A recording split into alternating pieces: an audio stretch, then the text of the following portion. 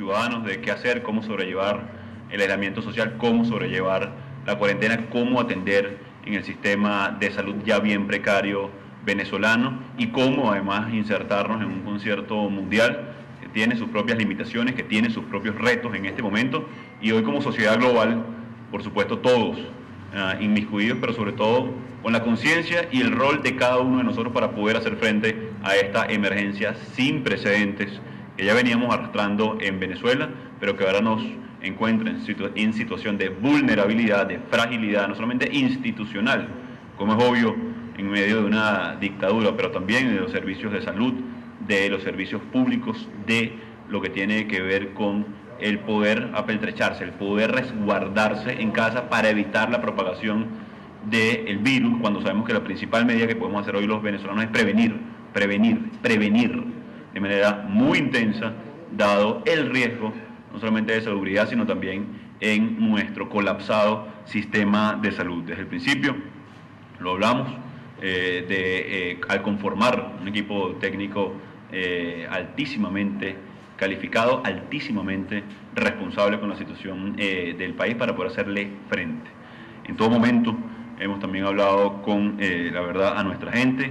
Hoy no es momento, lo hemos dicho y lo dijimos en la semana pasada en la Comisión Consultiva del Parlamento Nacional, de actuar con soberbia, sino por el contrario, de entender la fragilidad, la vulnerabilidad de nuestra gente, lo necesario para que ellos puedan hoy hacerse en sus casas, con sus familias, la preocupación que tenemos por los migrantes, por los refugiados, por la población vulnerable en Venezuela, no solamente evidentemente los adultos mayores, los niños, la población carcelaria, los presos políticos.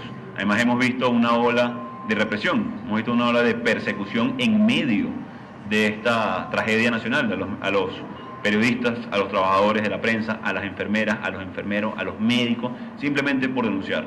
El primer elemento hoy que tiene el mundo para poder hacer frente, para contener hoy esta pandemia es la información.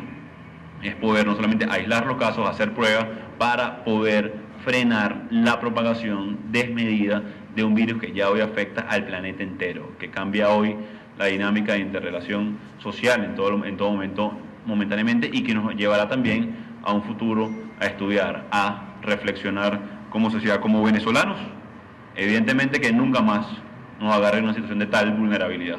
Hoy vemos más que nunca la importancia de robustecer nuestro sistema de salud, que no sea el secuestro del Estado para destruirlo, para asesinarlo. Hoy el Estado no provee al ciudadano, hoy el Estado lamentablemente no tiene la capacidad de atender a nuestra gente, y lo vemos en la angustia de nuestros ciudadanos, lo vemos en ir a buscar el día a día. 50%, la mitad de nuestra gente, de los venezolanos, se rebuscan, viven del día a día. Para enfrentar esto hay que tomar medidas inmediatas. La medida del día de ayer por parte de la dictadura no solamente insuficiente, sino que le mete la mano nuevamente al que trata de producir, al que trata de invertir, al que trata, y no se compromete de ninguna manera entonces el Estado, que tiene secuestrados, que asesinaron por parte de la dictadura, usurpan funciones y ni siquiera pueden hoy aproximar a reconocer la tragedia, la emergencia y lo necesario, que ya tomamos medidas en la mayor parte del mundo.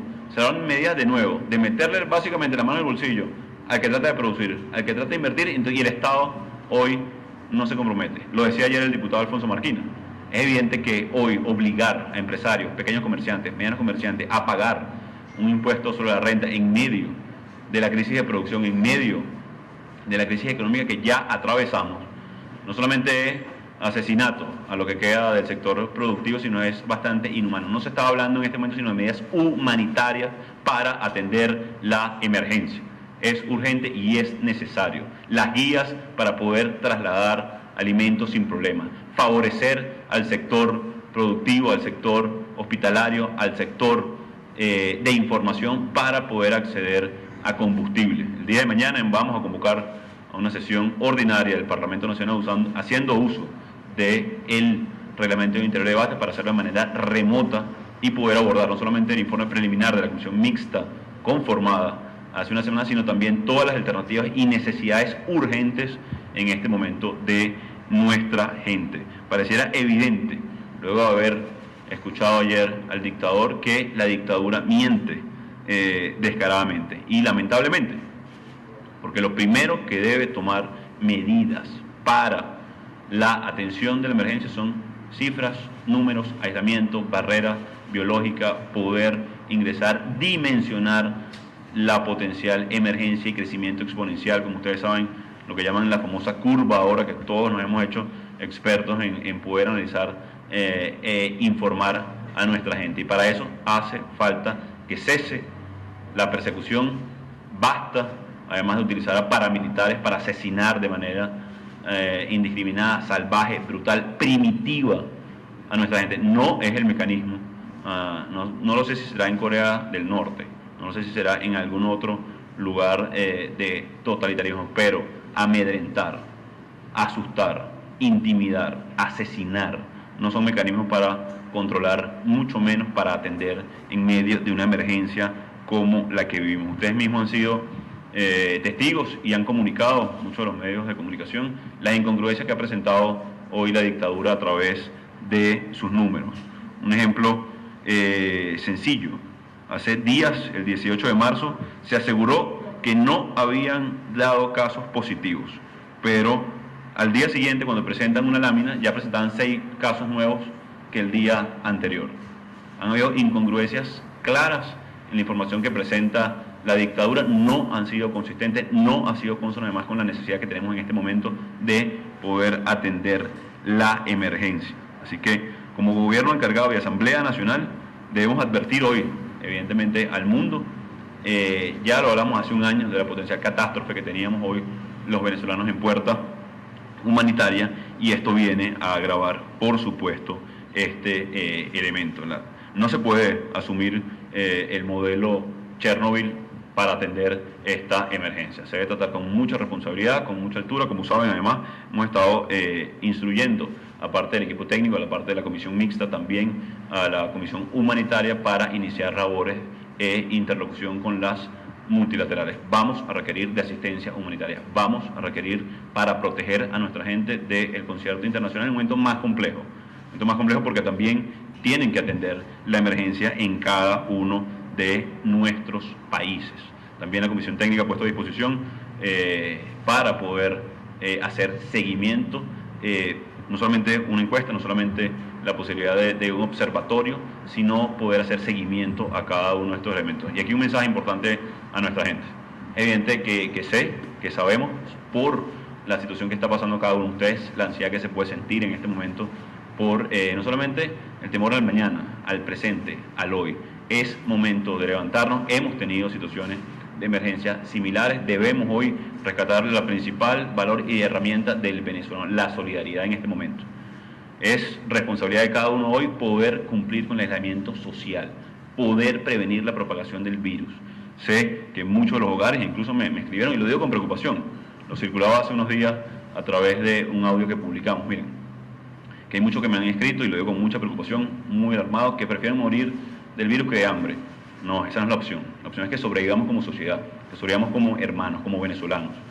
Y es momento de prevenir. Ya sabemos, insisto, la situación que tiene el Estado, y debemos todos tomar carta en el asunto. Es evidente que durante años se utilizó un mecanismo de control social en Venezuela por parte de la dictadura para tratar de implementar lo que ellos llamaron bonos, etcétera, entre otras cosas que se utilizaron. No es momento para utilizarlo por control social, por el contrario, es para que ese 50% de la población tenga un mínimo para poder subsistir.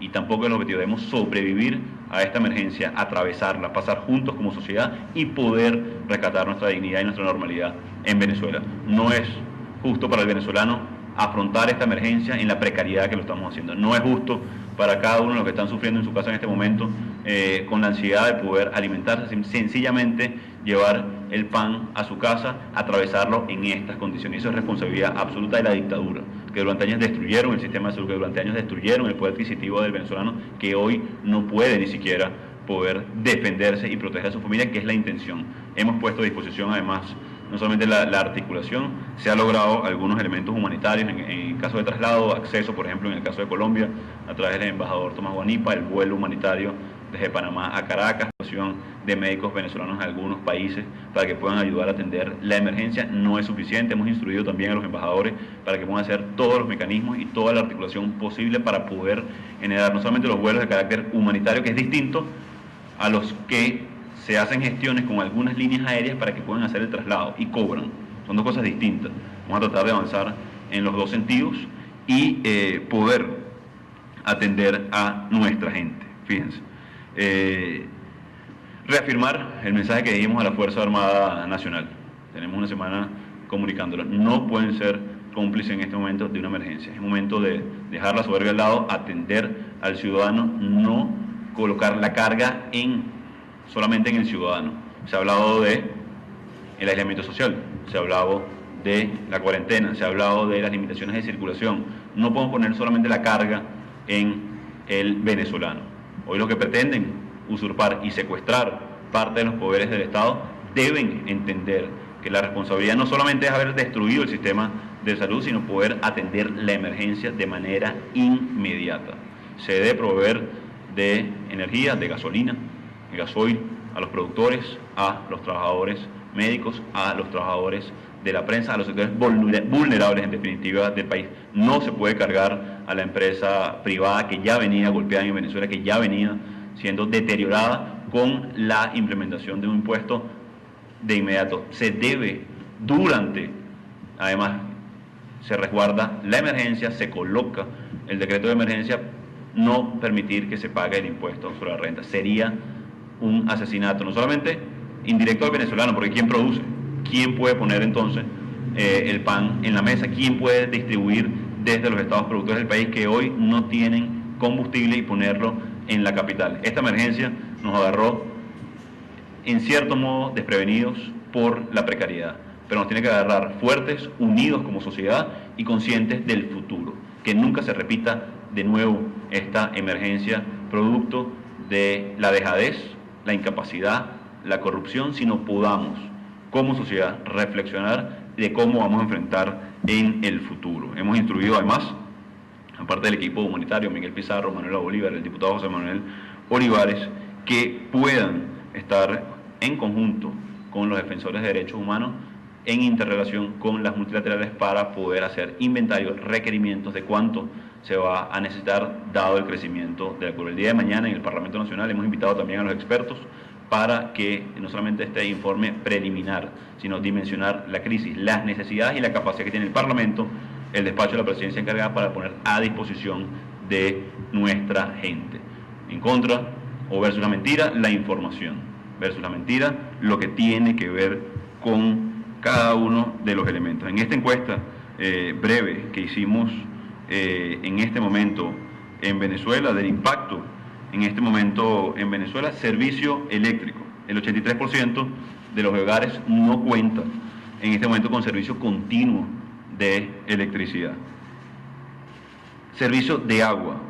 71% de los hogares no recibe agua constante o es de muy mala calidad, y se le suma a 18 que tiene más de 7 días sin recibir agua. Transporte público, 65% del transporte público presenta fallas en este momento. El suministro de alimentos, 83% de los comercios tienen fallas de funcionamiento y adquisición de productos.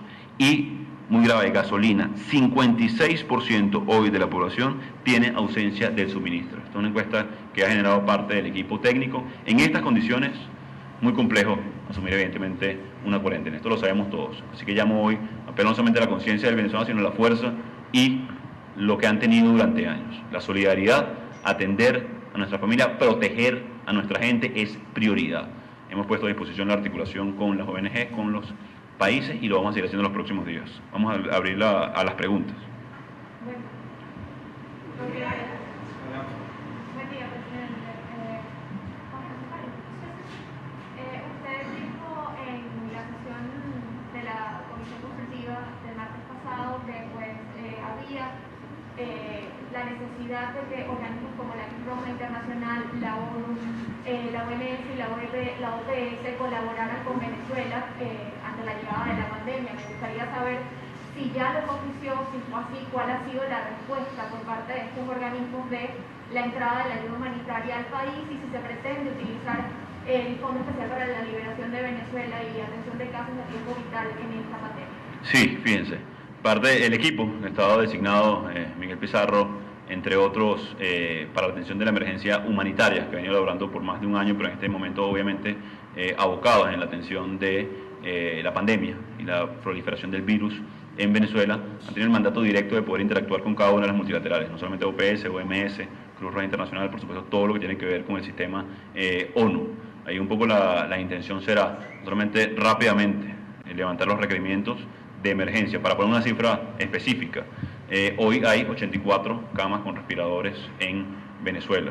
En el caso, por ejemplo, del estado de Nueva York, que tiene una población similar a Venezuela, van a requerir 1.800 para las próximas 3 semanas.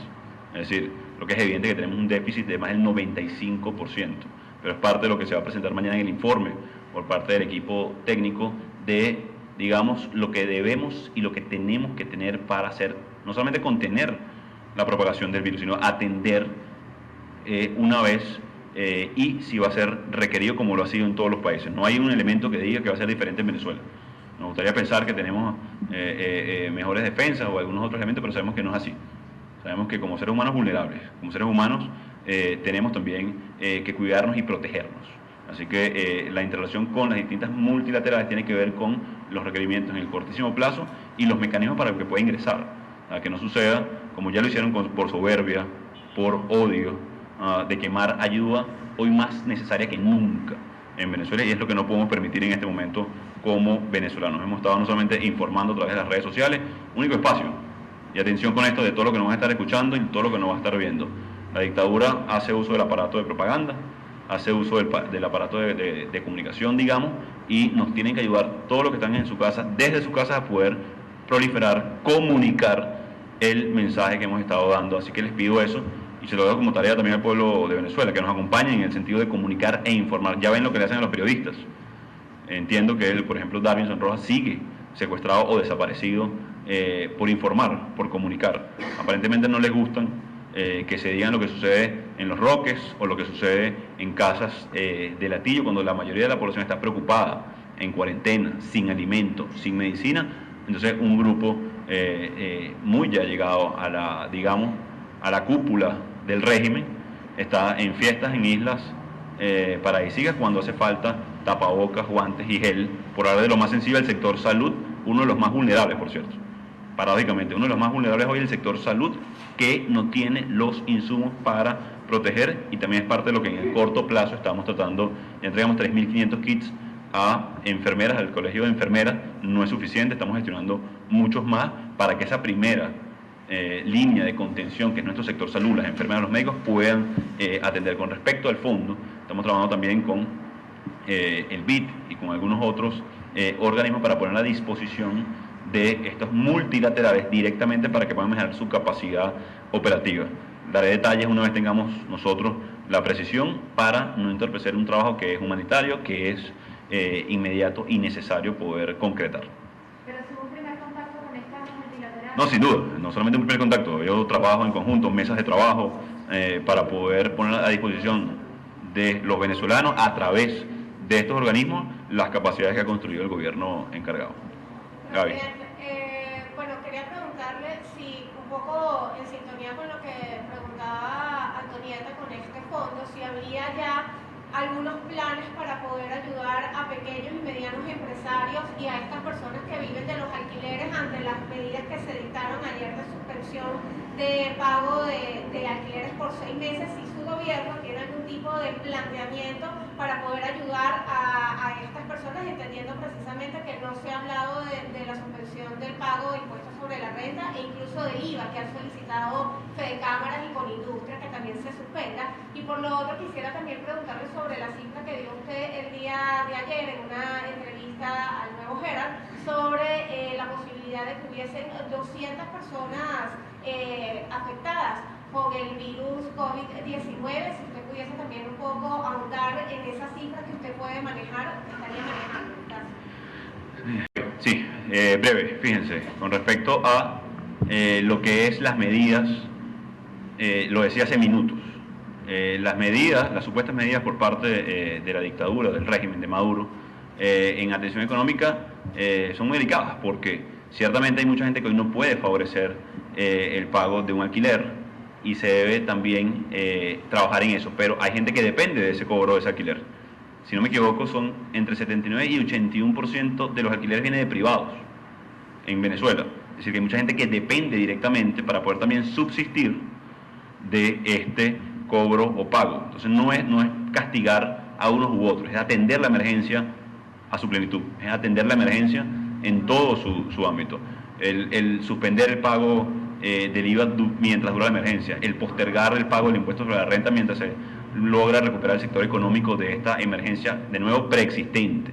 Esto nos toma en una situación de mayor vulnerabilidad, y aquí un mensaje, por supuesto, a nuestros amigos del mundo. Es, por supuesto, mucho más severo, como lo reveló, no solamente lo revelaba el Washington Post, la revista Time y algunas otras publicaciones con respecto a la severidad de lo que está pasando en Venezuela por condiciones preexistentes.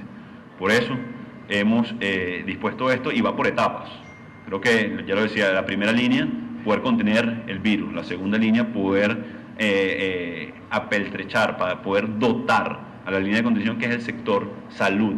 Hay 3 programas en curso en Venezuela que pueden ayudar a favorecer: uno de la Cruz Roja Internacional, uno de la OPS y la OMS. La idea es robustecer acciones ya en curso, no solamente de pruebas, de test, de prevención en algunos casos, sino también atención a población vulnerable. Entonces, en las primeras de cambio, la idea es canalizar a través de, digamos, operadores, a través de implementadores, a través de gente que ya está trabajando, fondos para caso vital, y luego ir a una segunda etapa, que es la cuarentena, que es el aislamiento social, que es lo que tiene que ver con cómo sobrevivir, cómo sobrellevar en un país en emergencia, que vive del día a día, sin agua, sin luz, sin gasolina, como les hacía referencia en la encuesta que les acabo de mostrar, de cómo se ha agravado los servicios públicos. Es decir, esta es la segunda etapa.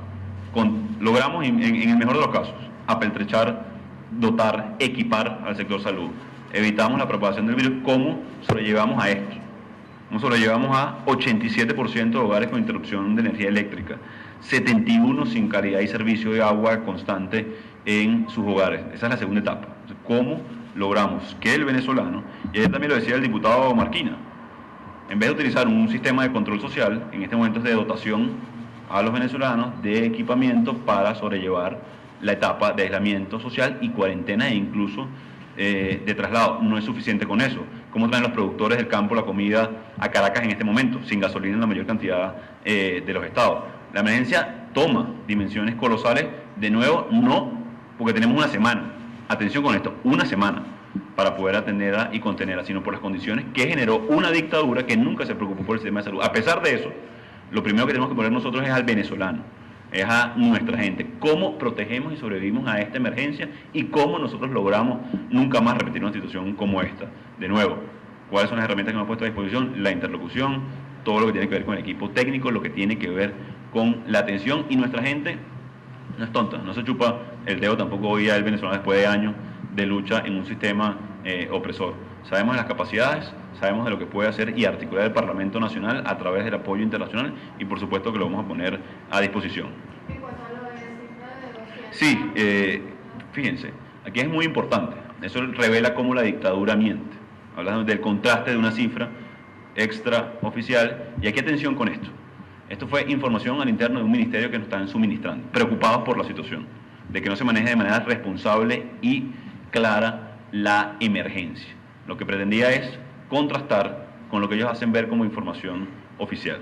Entonces, aquí, producto de esto, hemos activado no solamente un observatorio, con mucha, además, digamos, cuidado, vivimos en dictadura, y los casos son claros. Si no, pregunten hoy en el 23 de enero, si no, preguntemos a las familiares de Darwinson Rojo, a los enfermeros o médicos que están hoy en casa por cárcel, al hostigamiento que tienen cada uno de los medios de comunicación. Producto de esto se llevará además información alternativa para poder contener la emergencia y poder que los científicos, los médicos, los técnicos puedan generar labores y alternativas para prevenir una catástrofe en puerta si no tomamos las medidas de inmediato. Eso fue información que tuvimos a través de uno de los ministerios preocupados porque se estaba ocultando información en Venezuela. Se aproxima a 200, sí. Es decir, que ustedes tienen comunicación con el Ministerio de Salud, tal vez. Mira, con militares, como lo hemos tenido durante un año o más, con muchos de los que están preocupados, que quieren dar un paso y superar la situación, con muchos de los que quieren aportar a la solución de la crisis y no a través de la soberbia, mentir. El día de ayer lo vimos muy claro.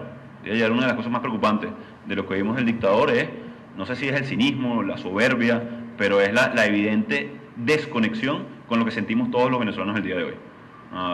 De poder atender la emergencia. Y como tú sabes, Antonieta, por supuesto que mantenemos comunicación informal porque estamos en dictadura, porque es preocupante y muchos de los que ya han dado el paso a favorecer una solución, no solamente a la emergencia humanitaria compleja, a la ausencia de democracia en Venezuela, también están colaborando en este momento. Presidente, una pregunta. Usted ha dicho que ya tienen comunicación con varias de las multilaterales, como la OMS, la OPS, que están haciendo un seguimiento en Venezuela. Ellos tienen ustedes la información de si ellos están verificando las cifras en los hospitales, porque se ha hablado cifras por fuera, también varios gobernadores del Partido Socialista Unido de Venezuela han dicho, bueno, que algún caso que se ha dado no es correcto en ese estado. También Lady Gómez decía en Táchira que ese caso no estaba en Táchira, sino que era de un ciudadano tachirense en otro estado del país. ¿Ustedes tienen información de que se estén verificando esas cifras y que lo que se esté diciendo, pues vaya, ya usted señala que hay cerca de 200 casos según lo que le indicaban desde este ministerio? ¿Hay alguien que esté verificando las cifras que en algún momento se pueda decir cuáles son las reales? Sí, a través no solamente de la OMS y la OPS. Lamentablemente es insuficiente el alcance que tienen hoy en Venezuela y por eso es nuestra intención de reforzar, fortalecer sus operaciones en Venezuela a través de la creación de este fondo o el uso de los fondos ya aprobados para poder fortalecer y robustecer. De nuevo, uno de los elementos, lo decía Corea del Sur, que es uno de los que ha tenido mayor éxito en la contención del virus. Pruebas, detección, información en definitiva, para poder tomar medidas. Hoy la capacidad, lamentablemente, del Estado es nula, porque la dictadura destruyó al Estado, asesinó el Estado en Venezuela. ¿Qué significa el Estado? Bueno, hoy lo vemos más claro que nunca. Cuando usted vaya a un hospital y, por ejemplo, 76% del personal no tiene tapabocas, según el monitoreo que hemos hecho a nivel de hospitales, ahí no existe el Estado, ahí destruyeron, asesinaron al Estado. Que en el 25%, escuchen bien, el 25% no tiene guantes. Que es un elemento básico, fundamental, es la destrucción completa del Estado. Y eso es lo que estamos no solamente visibilizando, sino buscando alternativas a